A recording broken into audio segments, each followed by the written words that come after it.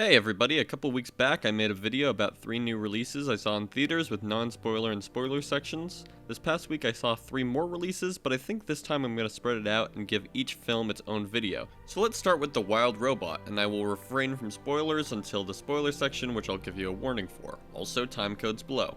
The Wild Robot is the best animated movie I've seen so far this year, and the main point I want to make with this video is that if this looks up your alley, then it probably is, so go see it. It's the last film to be animated by DreamWorks in-house animation studio, and that's something I want to support. DreamWorks is an odd studio to me. They'll produce one of the worst animated movies ever, then they'll make something great, then they'll make a sequel that's so cheap it feels like a scam, then they'll adapt a Charlie Kaufman screenplay, then they'll make a movie that I feel like I never even knew existed. They are all over the place in terms of quality, but hey, occasionally I get something really great. The Wild Robot is pretty much DreamWorks at its best, although in some ways it felt more like it was trying to emulate a Pixar or a Marimura Hosoda film. I'm probably mispronouncing that. While it has some morbid jokes, it definitely didn't go for that crude humor DreamWorks is often known for. Beautiful animation, some genuinely funny lines, fun action, and some emotional beats that worked really well. It may look a little too cutesy for some people, but trust me, this movie has a really nice level of spice to counteract that sweetness. There were some parts that kinda shocked me at how much they were willing to show.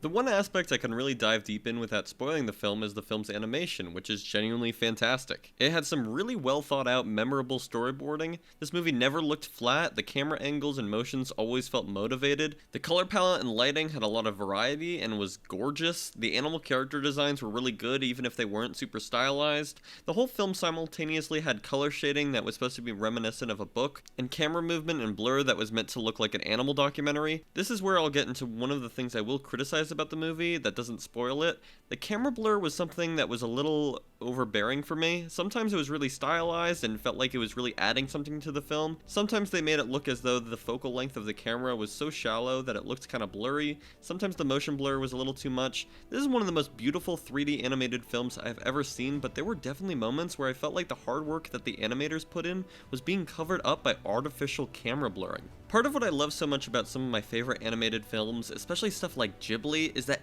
everything can be in focus so your eyes can wander to any inch of the frame you'd like and admire the details put into the leaves and the moss and in the background or in the corners of the screen. The Wild Robot sometimes felt restrictive as to where my eyes could go, and I got a little annoyed. There were 2 distinct moments in the film where I noticed some textures that were pretty clearly missing some rendering. Perhaps the camera blurring was a way of hiding some animation flaws or blurring stuff that they didn't have time to completely finish. But regardless of all of this movie still looks amazing. I was comparing it to Klaus in my head, and I still really admire the look of the animation in that movie, but this is just such a gigantic leap in detail and artistry. I guess the other thing I can quickly talk about before we get into spoilers is the voice acting. Lupita Nyong'o, Pedro Pascal, and Mark Hamill were all great and pretty much unrecognizable. I guess we've all decided that every fox has to sound like George Clooney now, which is kind of funny to me. The rest of the voice acting was still good, some of it kind of was a little cheesy. I'll talk more about that later. But yeah, that's about all I have to say for the non-spoiler section. So with that being said, I very much recommend this film, especially if you enjoy animation. It's not perfect, and I think there are missed opportunities, but I will happily see it again at some point. And yeah, let's talk about spoilers now. Okay, so The Wild Robot is a very ambitious film, and it was juggling a lot of different things for a short runtime. It had a lot of side character animals, it had an evil robot villain that reminded me of a Portal character, it even had humans at one point, which I was really not expecting. The character designs were not nearly as good for the humans as the others in the movie, but I really admired the ambition. I love a movie that's willing to go to all these different places, and for the most part, it all worked. I liked pretty much every character, but the main issue with the film for me was the pacing. Some of the movie just felt rushed and underdeveloped in many ways. The villain was unmemorable and generic. She worked for the story, but she could have been a lot better. Bright Bill's struggles with fitting in were resolved in a pretty unsatisfying way to me because the movie just didn't have time to give that conflict much depth. Bill Nighy's character said things in the movie that were really overdramatic, which is really weird because he was introduced like 4 minutes before saying these things.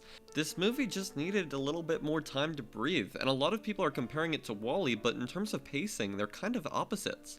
WALL-E spends a lot of time doing things that doesn't really affect the story because it makes the characters endearing, and for the most part, the memorable moments of the film are when it slows down and nothing really is happening in the story. The Wild Robot has a lot of clear influences, and a lot of them have really great naturalistic pacing, and I think that would have worked really well for the film, and it does that a tiny bit, but the movie really needed more time to have slow scenes and spend time with these characters, because the movie kind of just felt like it was trying to move forward as quickly as it could. And again, pretty much every beat of the story worked for me, I just thought it could have worked better if it was paced out properly. One other change that I think could have made the movie work better for me was the use of music. The score for this movie is not bad. I like it even if it's pretty generic, but boy is it overused. There were multiple emotional beats in the story that did not need music to insist a sad emotion, but they do it anyway and it felt very distracting. Luckily, the most important emotional beat in the story didn't have music, but the movie should have made this choice in multiple other moments because the music felt so overpresent.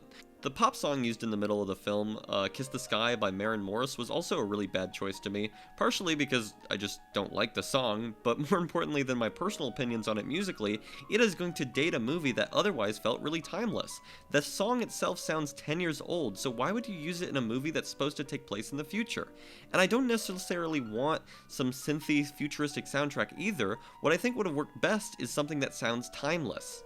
The movie's whole message about motherhood worked really well. The character withholding information so a later character can get mad cliché was kind of an eye roll, but it worked and didn't feel unnatural. Just rushed again. I didn't like the possum mom Catherine O'Hara jokes about how hard it is to be a mom. It just kind of felt like a possum was talking at the screen. I've also never really been a fan of characters with baby voices saying twisted things as if that's supposed to be funny.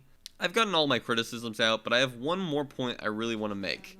I wanted the robot to sing. I think it would have worked really well for the tone of this movie and added something that I feel like it needed. Since we don't really get to see that much time between Roz and Brightbill growing up, I feel like a musical montage with Roz singing would have worked really well and it would have been cute. And then you can reincorporate it at the end for an emotional gut punch. Have Rebecca Sugar write a cutesy song for Lupita Nyong'o to sing. That's the vibe I wanted. Original songs are so often the parts of movies and TV shows that people remember the most afterwards. DreamWorks, do you want people to remember The Wild Robot? You should have put a song in it. It was a big missed opportunity. And for some reason, it was just immediately what I felt like was missing from this movie. Anyways, I know this video probably came off a little more critical than positive, but that's just because I wish this movie was even better than it already was. As it is, I enjoyed it a lot. One thing I forgot to mention is that a lot of the sci-fi concepts were done really well. There was a lot left up to the imagination because this movie didn't feel the need to over-explain the world, and there was a lot of subtlety to the world building that I really enjoyed. Most kids' movies with talking animals do not usually bother explaining how they can understand each other, and the way this movie handled that was clever, and I really appreciated its inclusion.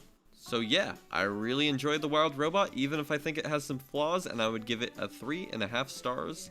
All comments and ratings are very much appreciated on the Michael Mann channel. I will start releasing some shorter reviews very soon, so stay tuned for that. Take care, everybody. Bye.